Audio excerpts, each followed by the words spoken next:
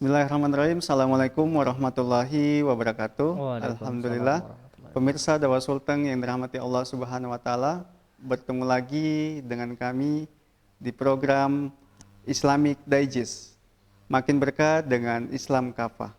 Alhamdulillah pada kesempatan kali ini kita ditemani oleh Ustadz Marwan.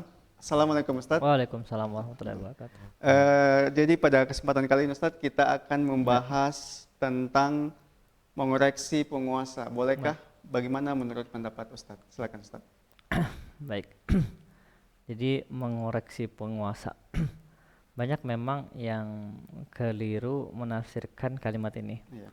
mengoreksi penguasa. Jadi berkembang kemudian pandangan di tengah masyarakat itu tentang kebolehan dan ketidakbolehan dalam mengoreksi Mengoreksi. penguasa. Jadi ada kaum muslimin yang mengatakan itu boleh, Hmm. ada yang mengatakan boleh dengan syarat, ada yang mengatakan tidak boleh. Padahal mengoreksi penguasa ini penting, Hmm. penting. Bahkan kalau kita lihat ya, mungkin kita kesampingkan berbicara dalam pandangan Islam. Coba kita lihat dalam mekanisme dalam negara yang ada saat ini, Iya. di mana kekuasaan itu kan dibagi tiga, Hmm. ya, eksekutif, yudikatif, dan Yudikatif. Iya. legislatif. Legislatif sendiri tugasnya adalah apa? Nah, kan tugasnya itu salah satunya adalah bagaimana kemudian mengontrol eksekutif. Iya. Ya, jadi sebagai lembaga yang jadi ini pengoreksi bagi eksekutif. Artinya itu dibutuhkan Iya. agar kemudian penguasa ini tidak berbuat seenaknya. Kemudian dalam pandangan Islam seperti apa? Itu wajib, ya, itu wajib. Bahkan itu wajib. Dan tidak hanya lembaga-lembaga tertentu. Setiap kaum muslimin pun itu berhak kemudian dia mengoreksi ketika dia merasa bahwa ada yang salah dalam penguasa tersebut. Dalam artian di sini adalah tentang kebijakannya, bukan tentang personalnya. Jadi kalau ada kebijakan yang dikeluarkan oleh penguasa dan itu merugikan masyarakat, maka itu wajib untuk dikoreksi. Atau kemudian ada kebijakan yang bertentangan daripada syariat, itu lebih wajib lagi. Karena bagi kaum muslimin itu kan ketika melihat kemungkaran maka harus dicegah begitu. Ya. Bahkan dalam hadis Rasulullah SAW bersabda, ya, man ra'a munkaran falyughayyiru biyadihi, fa illam yastati fa bi lisani, fa illam yastati fa bi qalbi, wa dzalika adalful iman. Jadi kalau kita melihat kemungkaran, hendaklah kemudian kita ubah dengan kekuasaan, dengan tangan. Tangan yang dimaksudkan di sini adalah kekuasaan. Jadi kalau misalnya itu adalah penguasa, maka bagaimana kemudian penguasa menghilangkan kemungkaran-kemungkaran tersebut? Kalau itu adalah sebuah lembaga sebagai tandem penguasa, bagaimana kemudian dia mencegah itu? Nah, kalau kemudian dia tidak punya itu, dalam artian dia masyarakat biasa, maka fabilisani, ya, dengan lisan dia, ya. Kalau juga tidak berani karena ada sesuatu yang dikhawatirkan, paling tidak dalam hatinya dia membenci kemungkaran tersebut. Tapi kemudian ingat kata Rasulullah, wazalika adaful iman, itu adalah selemah-lemahnya iman. Ini sangat menarik kita bahas Ustadz. Kemarin ada kejadian di Ya, rapat Komisi 3 DPR, ya, kalau tidak keliru, itu Prof. Mahfud MD itu menyampaikan kepada Ketua Komisi untuk secepatnya ya, RUU perampasan aset itu disahkan atau dibuat. Nah, tetapi ini dikomentari oleh Ketua Komisi 3 DPR, ya. yaitu Bambang Pacul. Nah, Katanya harus ada perintah oke. atau menunggu perintah dari Ketua Parpol. Menurut Ustadz ini bagaimana? Karena Ya, ini ruang lingkupnya sangat besar ini Ustadz. ya. Jadi kita mesti melihat ya, Ya. kenapa kemudian Pak Mahfud MD itu kemudian dipanggil, Ya. dan kenapa kemudian Pak Mahfud MD itu menawarkan agar kemudian DPR menjalankan undang-undang tersebut. Kalau kita lihat kan, ini berawal dari kasus penganiayaan ya, oleh terhadap salah satu petinggi, anak dari petinggi pegawai pajak ya, yang kemudian akhirnya terbongkar di mana pelaku tersebut itu ternyata memiliki kendaraan-kendaraan yang cukup mewah. Dan bapaknya itu adalah pegawai pajak. Akhirnya kemudian melebar sampai kemudian akhirnya muncul isu itu ada 300 triliun pencucian uang di Kementerian Keuangan. Akhirnya kemudian Pak Mahfud MD itu dipanggil untuk kemudian RDP ya, rapat dengar pendapat kalau saya tidak keliru itu dengan anggota DPR. Nah, di sini kemudian Pak Mahfud MD meminta agar undang-undang tersebut dijalankan, agar kemudian ketika ada pejabat yang ketahuan atau ini ya terbukti dia melakukan korupsi, maka bisa dirampas aset-asetnya. Nah, tapi kemudian memunculkan reaksi yang tidak terduga ya dari anggota DPR. Nah, ini juga mungkin sedikit perbedaan antara kalau kemudian pemerintahan itu dijalankan sesuai dengan syariat Islam atau tidak. Kalau dalam syariat Islam, dalam hal legislasi hukum itu bukan di DPR atau bukan di badan legislasi. Nah, karena dalam Islam itu tidak ada. Dalam Islam itu legislasi hukum itu di penguasa. Jadi kalau penguasa dalam hal ini kepala negara itu merasa itu perlu, maka dia yang melegislasi hukum terkait misalnya perampasan aset atau lain sebagainya itu di ini. Karena ini kan menarik ya. Pak Mahfud MD sebagai Menko Polhukam yang dia notabene dia adalah eksekutif. Nah, sedangkan DPR adalah legislasi. Legislatif.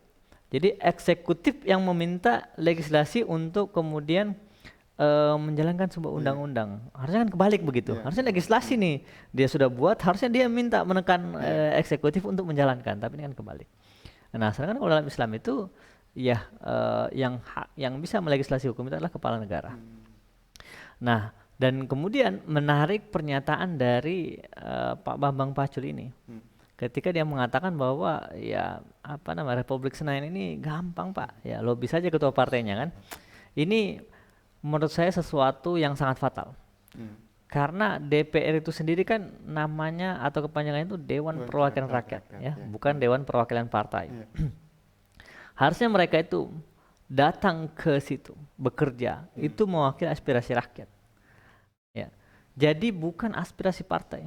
Memang benar bahwa mereka itu masuk ke situ melalui partai dan tidak bisa masuk di situ sebagai anggota Dewan Perwakilan Rakyat kecuali melalui jalur partai ya. Beda kan kalau kepala daerah kan dia mau mencalonkan sebagai kepala daerah ada versi independen. Tapi kalau untuk jadi anggota DPR itu memang tidak bisa kecuali melalui partai. Kecuali DPD ya, DPD yang tidak partai. Nah, ketika kemudian dia mengatakan seperti itu sangat blunder. Berarti selama ini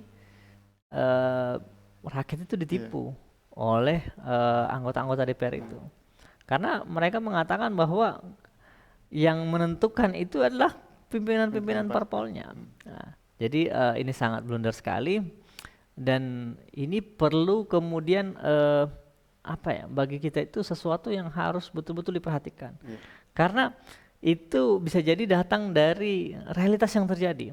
Nah, bagaimana coba kacaunya negara kita kalau misalnya kemudian ternyata yang mengontrol undang-undang itu, yang menciptakan undang-undang itu adalah elit-elit politik atau elit-elit partai begitu. Sedangkan DPR itu hanya seperti jadi hanya datang ke gedung DPR, tapi sebenarnya apa yang mereka rapatkan atau mereka suarakan di situ itu sebenarnya sesuatu yang sudah tersetting di belakang gitu kan, itu sangat kacau sekali begitu. Nah, sedangkan mereka itu digaji dengan cukup tinggi. Kan pernah juga viral ya bagaimana kemudian ada salah satu anggota DPR yang notabene adalah artis, Krisdayanti ya. Itu ketika membongkar pendapatan anggota DPR itu kan kita sangat tercengang begitu. Jadi sudah digaji dengan sedemikian rupa tapi kemudian tidak menyuarakan aspirasi rakyat. Dan uangnya itu dari uang rakyat kan, bagaimana kemudian kekecewaan masyarakat. Jadi Ustadz, menurut Ustadz pemerintah sekarang ini termasuk zolim atau tidak Ustadz? Ya, jadi kalau kita berbicara zolim, berarti kita berbicara bahwa pemerintah itu tidak melaksanakan sesuatu yang seharusnya. Karena zolim ini kan kebalikan dari kata adil. Nah, jadi kalau adil itu kan berarti menjalankan sesuatu sesuai dengan porsinya. Kalau zalim berarti tidak menjalankan sesuai dengan porsinya. Atau ada sesuatu yang seharusnya dikerjakan tapi tidak dikerjakan. Ada sesuatu yang seharusnya menjadi tanggung jawabnya kemudian tidak dia tidak bertanggung jawab dan segala macam. Nah, jadi kalau misalnya kita katakan zalim atau tidak, ya tinggal kita lihat fakta. Kira-kira masyarakat miskin di Indonesia ini bertambah atau berkurang? Pengangguran bertambah atau berkurang? Sumber daya alam kita itu kira-kira untuk kemakmuran rakyat atau kemakmuran elit ya. Kemudian kesejahteraan itu apa kesenjangan antara yang kaya sama yang miskin itu apa penyebabnya begitu. Kemudian korupsi itu apakah sudah berkurang atau bagaimana ya. Jadi kalau kita lihat ya sangat sulit bagi kita untuk tidak menerima kenyataan bahwa penguasa pada saat ini belum menjalankan fungsinya dengan benar, ya, belum menjalankan tanggung jawabnya dengan benar, ya. Nah, jadi mau dikatakan zalim atau tidak, ya kita semua tinggal melihat, ya. Apakah kemudian kita sudah cukup sejahtera dengan kondisi yang saat ini? Apakah kemudian kehidupan kita sudah jadi lebih baik terhadap kondisi yang saat ini? Jadi kita lihat ya bagaimana soal kesejahteraan, soal hukum dan lain sebagainya. Ini sangat membuat kita itu merasa bahwa ini belum seharusnya begitu, masih perlu dibenahi lagi. Apalagi kemudian kita sebagai masyarakat itu yang melihat hal ini itu tidak boleh diam ya, tidak boleh diam. Kenapa tidak boleh diam? Ada sebuah hadis ya yang sangat menarik bagi saya. Kata Rasulullah itu afdalul jihadi kalimatul adl inda sultanan jairin. Jadi sebaik-baik jihad itu adalah mengatakan sesuatu yang benar, yang adil di hadapan penguasa yang zalim. Jadi berarti dia harus berkata dengan benar terhadap penguasa yang tidak menjalankan kebenaran. Nah, kita lihat kalau dalam Islam, syariat Islam itu wajib atau tidak? Wajib. Syariat Islam itu apakah hanya mengatur persoalan individu atau lebih daripada itu? Lebih kan ya? Bahkan kemudian dalam hal hukum, dalam hal interaksi, dalam hal sosial itu Islam mengatur hal tersebut. Nah, apakah kemudian ini sudah diterapkan atau belum? Ya. Contohnya misalnya kayak begini. Ini bulan Ramadan. Beramai-ramai para dai itu membawakan surat Al-Baqarah ayat 183, ya. Ya. Ya ayyuhallazina amanu kutiba alaikumusiyam kama kutiba alal ladzina min qablikum la'allakum tattaqun. Padahal ada ayat yang kurang lebih 5 atau 10 ayat sebelumnya itu di mana Allah mengawali sebuah ayat dengan kalimat yang nyaris serupa. Ya ayyuhallazina amanu kutiba alaikumul qisas fi qatllah. Jadi wahai orang-orang yang beriman, telah ditentukan, telah diwajibkan kepada kamu itu qisas. Ya. Nah, apakah kemudian ayat ini itu sudah dijalankan atau belum? Nah, kan persoalannya belum, ya. Kemudian ayat-ayat belum lagi kita berbicara ayat-ayat yang lain tentang hukum ya, tentang misalnya cambuk bagi pezina, tentang misalnya kemudian rajam bagi pezina yang sudah menikah kan, atau kemudian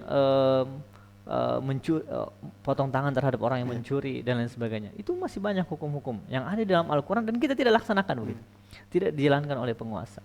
Nah ini kan apakah kemudian hukum-hukum ini hanya kita biarkan sebagai sebagai tawaran yang ada di dalam Al-Quran, atau kita sebagai kaum muslimin harus menjadikan ini sebagai sesuatu yang wajib untuk diterapkan. Ya. Ada yang menarik ya, ketika Allah Subhanahu wa taala berfirman dalam surat Al-Furqan ya ayat 30. Kata Allah Subhanahu wa taala berfirman di situ, kemudian menirukan bagaimana menceritakan kepada kita bagaimana kemudian Rasulullah itu mengadu. Rasulullah sallallahu alaihi wasallam itu mengadu kepada Allah. Dalam surat itu Allah berfirman, wa qala Rasul, ya Rabbi inna qaumi ittakhadzallahu hadzal Qur'ana mahjura. Jadi Rasulullah itu mengadu kepada Allah, ya Tuhanku, sesungguhnya kaumku telah menjadikan Al-Quran ini sebagai sesuatu yang mahjura. Apa itu mahjura?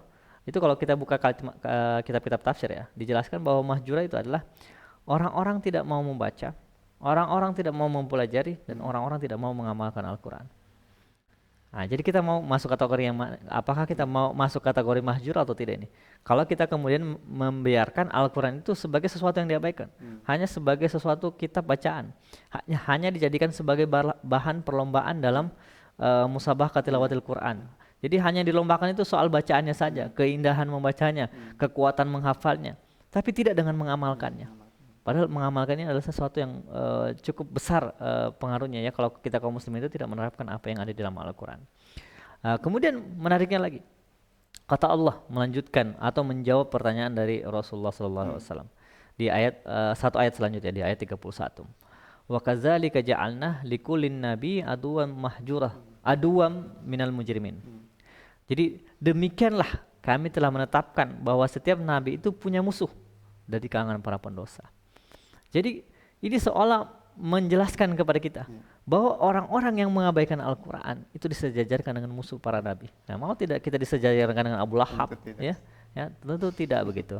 Jadi tidak boleh kemudian kita itu mengabaikan hukum-hukum yang ada di dalam Al-Quran.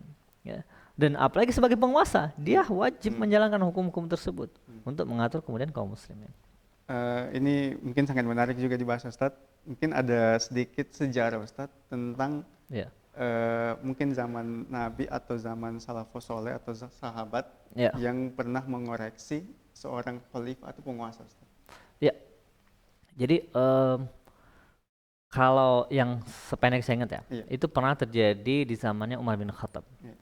Jadi Umar bin Khattab ini itu pernah mewajibkan ini ambang batas mahar. Nah, Iya. kemudian itu dia dikoreksi oleh seorang wanita begitu, bahwa itu tidak boleh dibatasi. Dan itu kalau saya tidak keliru namanya Maryam. Nah, dan itu terjadi begitu. Di masa para sahabat yang lain juga demikian ya. Bahkan ketika Sayyidina Abu Bakar menjadi seorang khalifah juga pernah dikoreksi oleh Umar ya, tentang misalnya pengumpulan zakat dan sebagainya macam. Nah, itu koreksi ini dalam koreksi ini atau pendapat yang disampaikan Umar ini itu bisa dijalankan oleh penguasa kalau berkaitan dengan pendapat tertentu yang tidak yang tidak menyelisihi syariat. Tapi kalau kemudian pendapat penguasa ini menyelisihi syariat, nah itu penguasa harus wajib mengikuti. Tapi kalau misalnya memilih antara pendapat-pendapat yang syariah, ya itu mungkin boleh-boleh saja. Ya. Jadi yang sependek saya ingat itu seperti itu. Kemudian juga pernah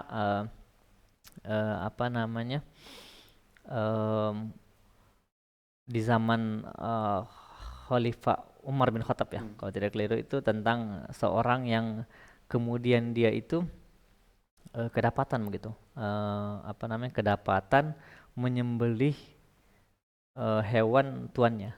Nah, kemudian diminta untuk dihukum begitu. Tapi kemudian diminta kepada Khalifah Umar itu untuk meneliti lebih mendalam begitu, meneliti lebih mendalam apa yang menyebabkan ini terjadi. Ternyata setelah diteliti oleh Sayyidina Umar, ternyata dia tidak digaji. Akhirnya itu tidak jadi dihukum potong tangan. Ya Ustaz, mungkin kalau kita melihat fenomena sekarang juga, kita kan ini banyak aktivis mahasiswa Ustaz. Ya. Yang mengoreksi setiap kebijakan-kebijakan pemerintah. Tapi itu biasa dipersekusi Ustaz. Ya. Atau dikriminalisasi. Ya. Nah, itu bagaimana menurut pendapat Ustaz? Ya. Jadi kalau kita lihat ya, memang seharusnya penguasa ketika mendapat kritikan itu harusnya senang ya. Artinya berarti kebijakan dia itu mungkin tidak baik. Ya. Dan ketika itu datang dari mahasiswa misalnya, mungkin mahasiswa juga itu harusnya diajak berunding. Mungkin pendapat penguasa itu tidak sepenuhnya salah. Nah, tapi kalau kemudian dia langsung anti kritik, itu jauh lebih salah. Ya, harusnya kalau memang itu bisa diajak diskusi atau harusnya diskusi tanpa perlu harus kemudian dibungkam. Tapi kalau ternyata kritikan mahasiswa itu justru menggambarkan kondisi yang nyata di masyarakat bahwa itu penting, harusnya penguasa itu introspeksi diri, tidak kemudian membungkam. Nah, apalagi kan kalau di mahasiswa itu kan lahir pemikiran-pemikiran yang kritis begitu, sehingga pemikiran-pemikiran mereka mungkin lebih tajam begitu. Nah, sehingga kalau kemudian dikriminalisasi, ini adalah bentuk sesuatu yang tidak menggambarkan pemimpin yang baik begitu ya, tidak menggambarkan penguasa yang baik. Jadi kalau dia anti kritik, mungkin ada sesuatu yang disembunyikan. Mungkin dia tidak menjalankan amanah dia sebagai penguasa, atau mungkin ada kepentingan tertentu yang dia jaga begitu. Nah, ini yang mengkhawatirkan kita. Jangan ada kepentingan oligarki di situ, ya. Jangan ada kepentingan orang-orang tertentu atau kelompok-kelompok tertentu. Ya kan kita tidak tahu. Ya, ini mungkin sangat menarik juga Ustaz tentang pemerintahan di dalam Islam. Ya. Kalau di dalam Islam itu bagaimana Ustaz? Apakah ada yudikatif, apakah ada legislatif dan eksekutif tadi Ustaz? Ya. Kemudian bagaimana secara teknis untuk mensahkan undang-undang itu dan siapa yang mengoreksi penguasa itu? Oke. Jadi seperti yang saya jelaskan tadi, bahwa kalau di dalam Islam itu kan yang berhak melegislasi hukum itu adalah kepala negara. Kepala negara. Jadi berdasarkan ijtihadnya, dia yang kemudian menentukan undang-undang. Nah, terkait siapa yang kemudian bisa meriayah atau bisa mengoreksi penguasa, itu kalau dia lembaga disebut majelis umat. Majelis ummah ini adalah perwakilan dari masyarakat, ya, jadi Berarti dia tokoh-tokohnya. seperti DPR, Ustaz. Mungkin seperti DPR, tapi secara fungsi berbeda. Kalau DPR kan dia punya fungsi legislasi, dia bisa membuat undang-undang. Kalau majelis ummah tidak. Nah, dan kalau di DPR itu kan fungsi budgeting juga di DPR. Kalau majelis ummah itu dia tidak ada fungsi budgeting. Nah, jadi menyusun anggaran itu bukan di majelis ummah, tapi di kepala negara. Nah, ketika misalnya kemudian majelis ummah ini juga punya perwakilan di beberapa wilayah, namanya majelis wilayah. Nah, kemudian masyarakat juga boleh mengoreksi. Dan yang datang dari majelis wilayah ini itu sifatnya terkadang bisa dijalankan tanpa memperhatikan aspek-aspek tertentu. Contohnya misalnya begini. Sebuah gubernur misalnya atau kepala wilayah, perwakilan khalifah di wilayah tertentu. Ya mungkin semisal gubernur tapi berbeda ya. Itu kemudian dia dikritisi oleh majelis wilayah. Oleh masyarakat setempat itu tidak disenangi. Padahal dia tidak ada salah begitu. Nah, kepala negara secara mutlak harus menggantikan dia. Nah, jadi tidak boleh harus ada pertimbangan. Harus pertimbangan. Jadi kalau itu sudah absurd permintaan masyarakat, maka itu harus diganti. Dan terkait sifatnya yang teknis, misalnya kayak pembangunan sekolah, itu diserahkan kepada masyarakat. Misalnya kayak sekolah mesti dibangun di mana, rumah sakit dibangun di mana, itu diserahkan kepada masyarakat. Tapi terkait misalnya sekolah seperti apa yang wajib dibangun, itu diserahkan kepada keahlian. Tapi di dalam pemerintahan Islam ini ada partai politik juga, enggak? Ya, ada partai politik, tapi sifatnya dia sebagai pengoreksi. Jadi sebagai pengoreksi penguasa, bukan sebagai jalan untuk menjadi penguasa. Nah, itu berbeda. Berarti dia sebagai ibaratnya bahasanya itu oposisi. Mengoreksi penguasa seperti itu, atau bagaimana, Ustaz? Ya, dikatakan oposisi itu tidak juga. Tapi dia memang lebih kepada memenuhi syuran Allah, ya. Wal takum minkum ummatun yad'una ila khair wa ya'muruna bil ma'ruf wa yanhauna 'anil munkar. Jadi dia lebih dari sekedar sebuah kelompok yang melakukan amar ma'ruf nahi munkar. Nah, itu saja. Berarti yang di dalam majelis umat ini masuk di partai politik juga? Melalui jalan partai politik atau tidak, Ustaz? Ya, kalau secara spesifiknya itu mungkin diatur nanti ya. Nah, mungkin diatur nanti. Ya. Oh ya, Ustaz. Mungkin kita sudah di ujung waktu, Ustaz. Pertanyaan terakhir dari saya, bagaimana sikap kita sebagai seorang muslim menyikapi penguasa yang zalim, Ustaz? Ya. Jadi sebagaimana hadis yang sudah saya bacakan tadi, ya jelas ya. Bahwa ketika kemudian penguasa itu kita anggap ya atau terbukti melakukan sesuatu pelanggaran syariat atau melakukan suatu bentuk kezaliman, maka wajib bagi kita untuk memberikan koreksi. Baik itu dalam bentuk lisan maupun tulisan. Ya.